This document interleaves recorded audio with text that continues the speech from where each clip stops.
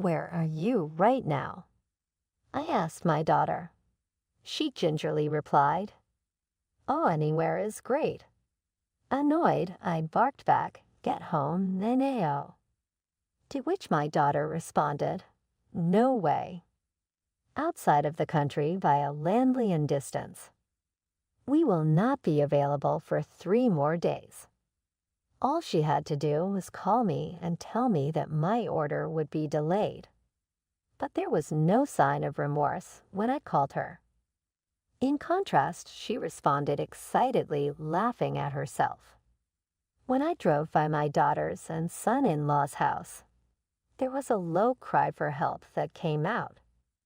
It was a very small voice, my most beloved granddaughter's. I unlocked the door with my spare key and went in. What I found was that my 5-year-old grandchild had been tied with rope and buried deep in the closet. My precious grandchild had been put in harm's way thanks to the stupidity of my daughter and son-in-law, and things with them were now not good. I was so angry and decided that the only thing that mattered at this point was to make my daughter or son equals in-law pay for it. Whatever happened, I am a grandma. I was feeling incredibly lonely. Up until these cold days have forced me to stay at home, for the most part. You see, my husband died a few years ago, and I live by myself. We both remember when he died. It was so sad, and I felt really lonely for a long time. But a great joy now is my kinder grandchild, Lily. I haven't seen my daughter, Emily, and David much over the last couple of years. Once Lily was born, we visited them a lot less frequently. It turns out Lily is quite fond of me, despite being almost completely absentee as a grandmother. Every now and then, she'll add in a "I love you" story, Grandma. Every single time she does, it fills my heart with more love. So I end up buying her stuff and even giving her money. My nearest and dearest observe this as grandma spoiling, but I feel no regret. She is my only grandchild and quite frankly a gift you can never get again, forever. It is my life. The love for Lily fills me utterly. But at the same time, I have reservations. They are based around the way that my daughter and son-in-law parent. Frankly, I doubt Emily will ever put her own needs behind those of our child. And David, her husband, whatnot, doesn't much care for Lily. I thought my late husband and I were showering Emily with love when we raised her.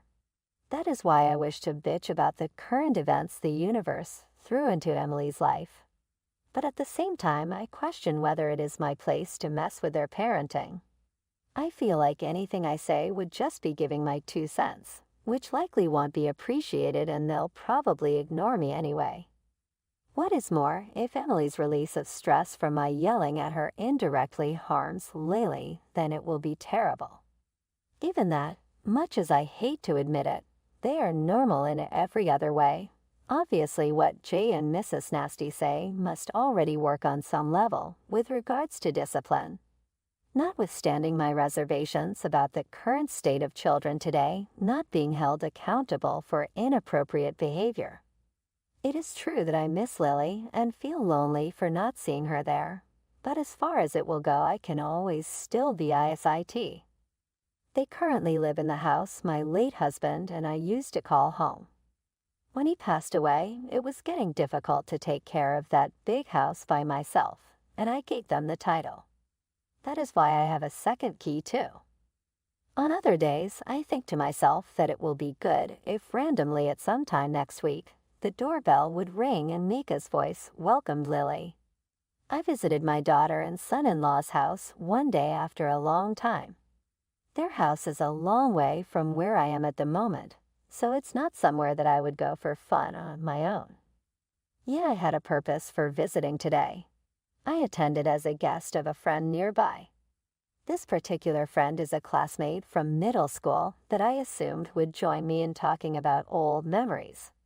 However, I could not have predicted that the discussion would grow into a much more serious topic. Nana, do you know anything about Lily? But she's my granddaughter.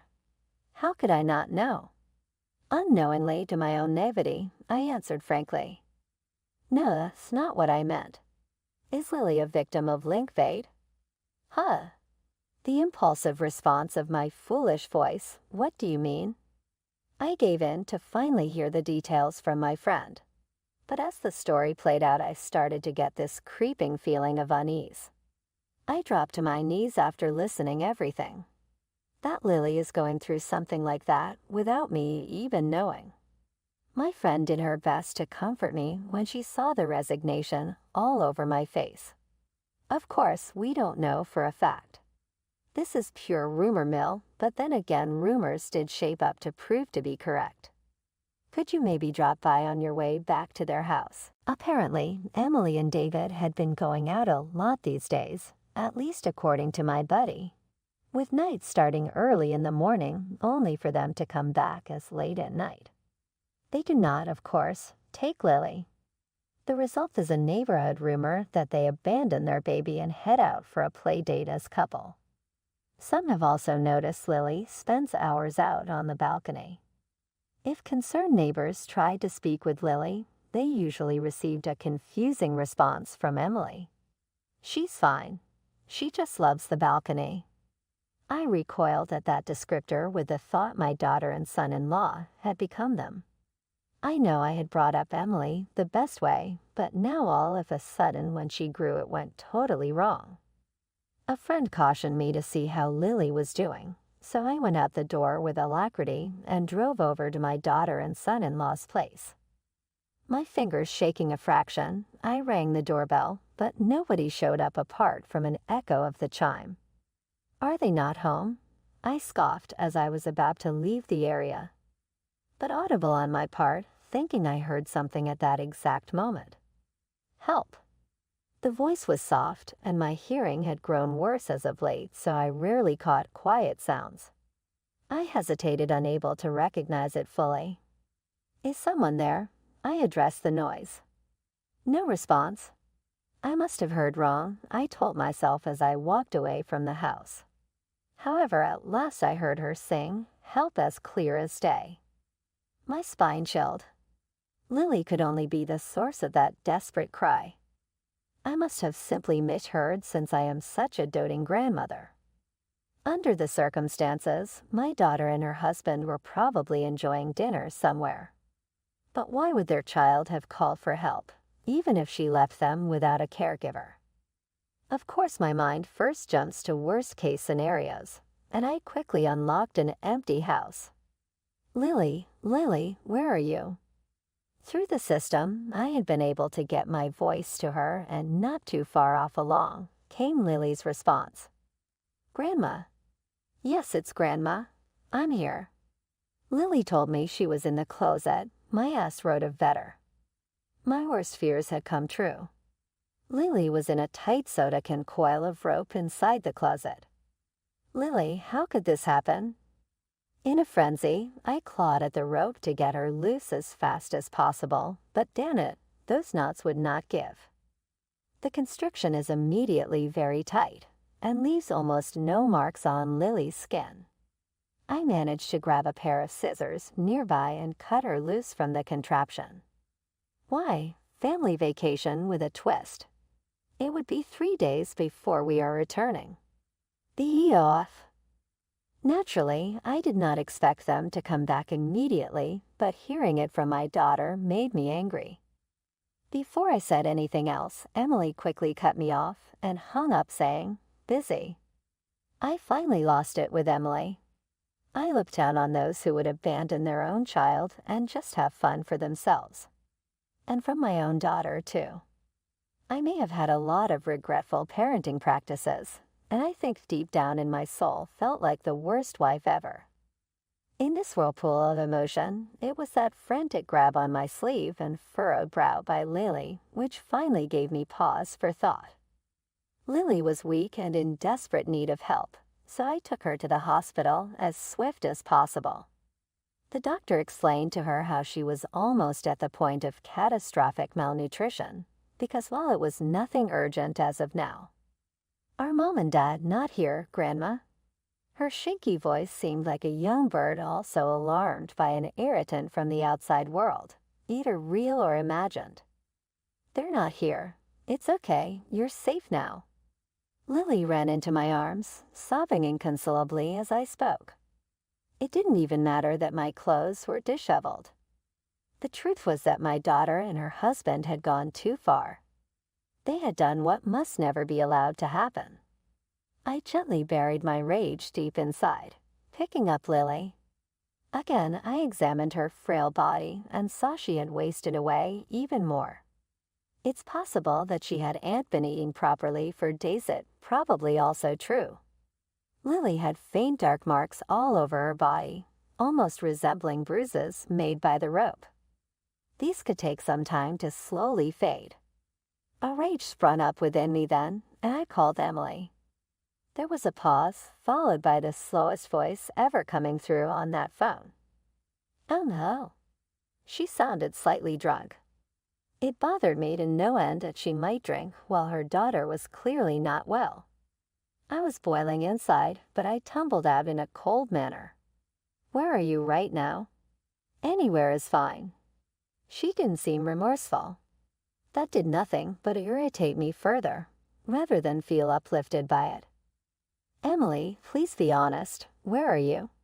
She must have sensed my determination and told me. "We on family trip, overseas." A family vacation, but they left Lily locked in a closet. Family trip, how was this a family? I played along with her ploy to have Lily over.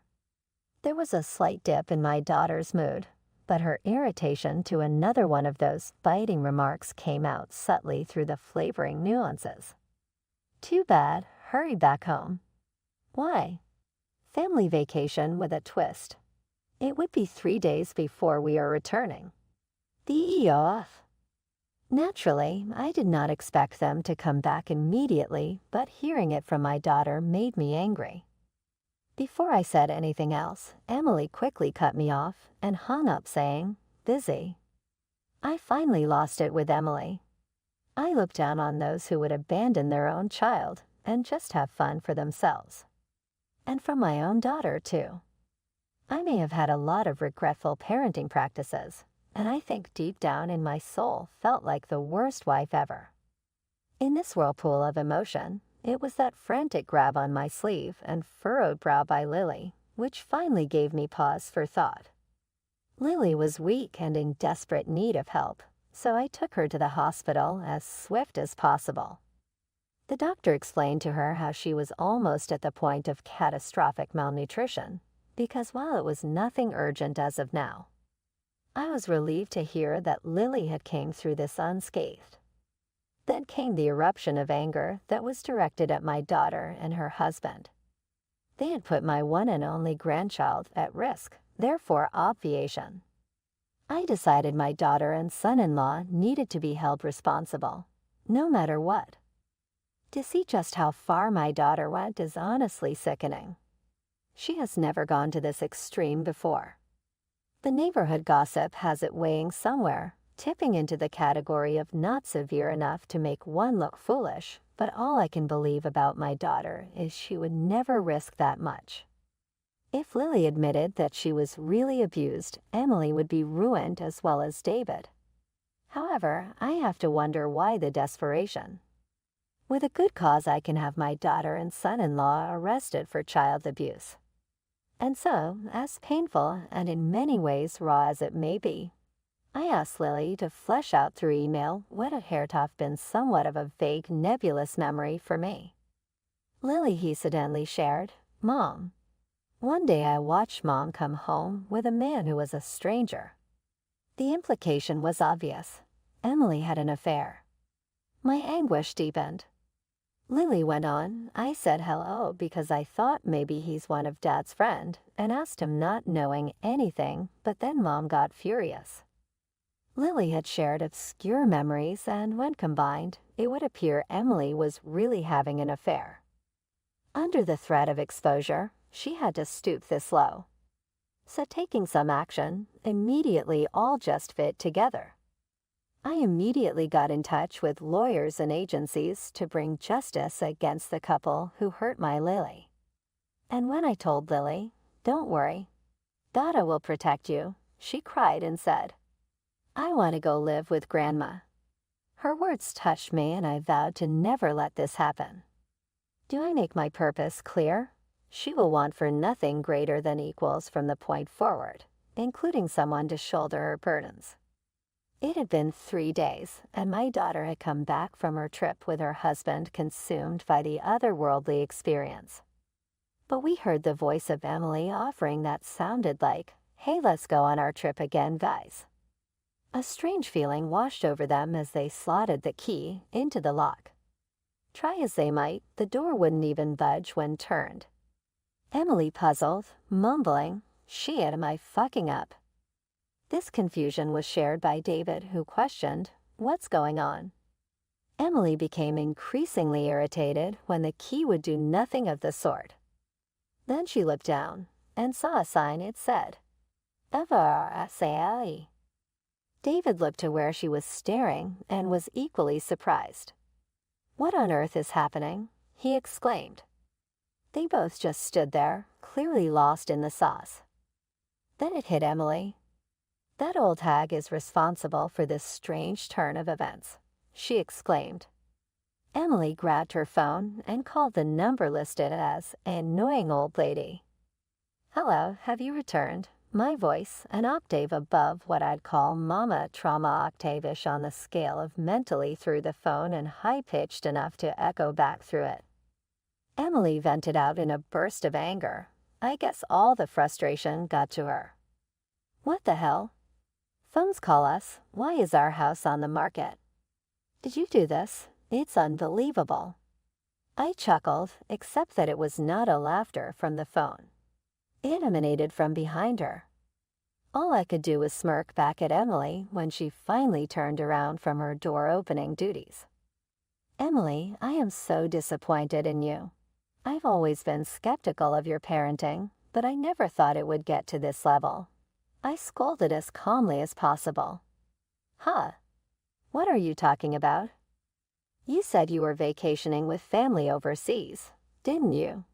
Where's Lily? Shouldn't she be with you?" When the only thing alive next to her was a husband, Emily suddenly broke into sweat before spreading out. "Well, Lily went over to drop off cookies at a friend's." She fluently let it go. "Really?" I asked, signaling for Lily to come out from behind me. Emily went stark white and clung to my legs. "Lily, why are you here? Why are you here? Emily, you tied Lily up with ropes and put her in the closet. You're truly despicable." As usual, rejected to continue. "Why would you do that?"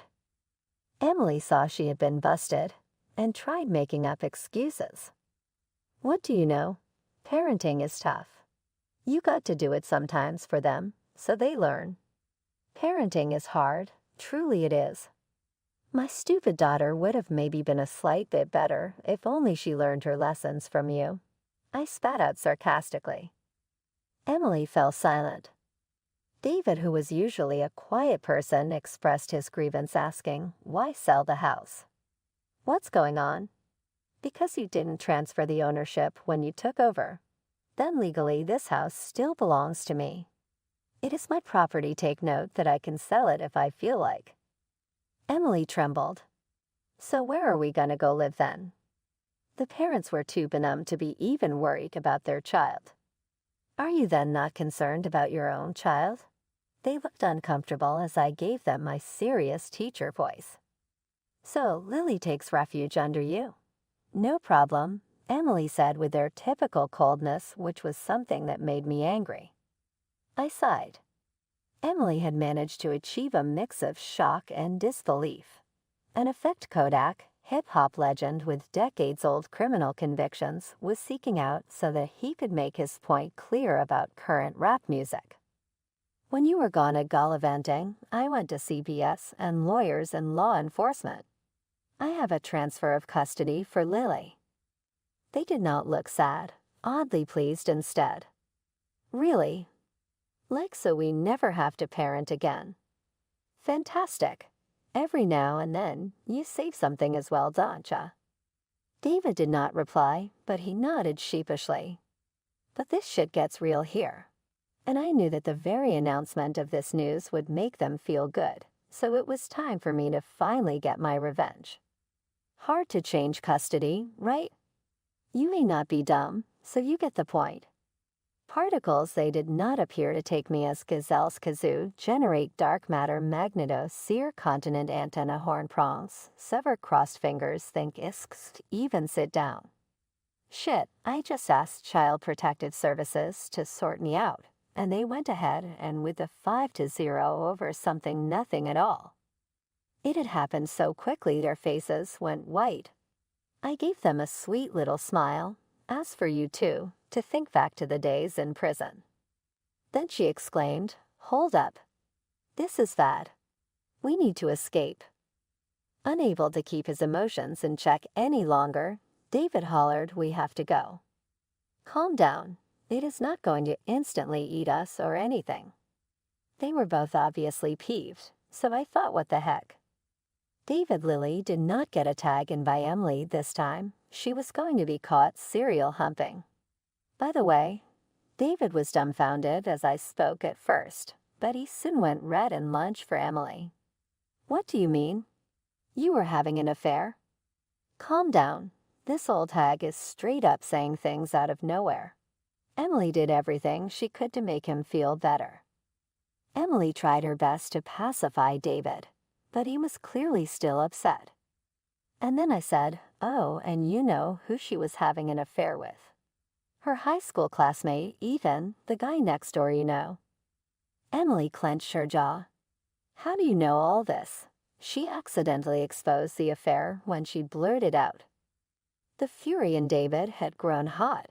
He was now chastising her. He was practically apoplectic and raged to form sentences. It was pretty funny to see how much it set him off, and I had more. By the way, Ethan is a married man. His wife found out and was fuming. She even threatened with a lawsuit for damages. Emily fell silent. Understandably so. She had to find a new place, lie to the cops about how he came by that brake line job, and prepare herself for one massive alimony check. The police matter was almost anticlimactic. Of course she would be arrested. It is the lowest point of her life at present, still couldn't make up for what she did to Lily. I made my mind up to do one last crippling thing. So I ended up hiring an attorney to look into different things. We found out that Emily was using the money I sent to provide for Lily. Both of you ought to have saved hundreds of thousands, but apparently the two of you squandered it. It seems they even paid for the recent trip expenses. I looked at Emily, who seemed so defeated. David, the guy who was unruffled still till now, just flinched at my words. "Well, I have to, so therefore going to make a claim," I said, adding just a touch of sarcasm, and then I saw red and let out one final parting shot stating that enough was really enough, for which Emily unleashed a tirade of her own. "How can you do this to your own daughter? Unbelievable. The worst parent in the whole wide world." My response, "I was going to tell you the same thing." Emily felt her anger start to rise, but she had done it to herself. I never ever would have thought my own daughter could stoop so low. In the end, they were convicted of child abuse and went to jail. They had ironically discussed breaking up over Emily's infidelity just a week before, and here they were both on their way to prison. They were drowning in debt due to the alimony, adjacent claims from his affair, and repayment of misusing my financial support. Because David was fired as a result of the guilty sentence, he and Sarah fell into $160,000 in debt payments that they would never be able to pay off without any major income source. I was all over the place with my emotions, but that is due to them being at fault in having brought it on. Hopefully they reflect and improve. Meanwhile, I am over here all like new life with Lily, of course. At first, she had a difficult time adjusting to living in her own, and with only Grandma the fear of repeated violence continued to haunt.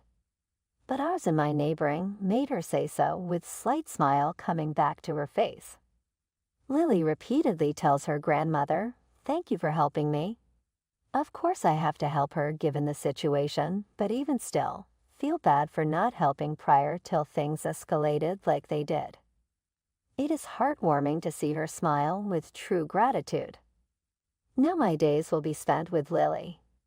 They may not be big days, but each one I hold dear.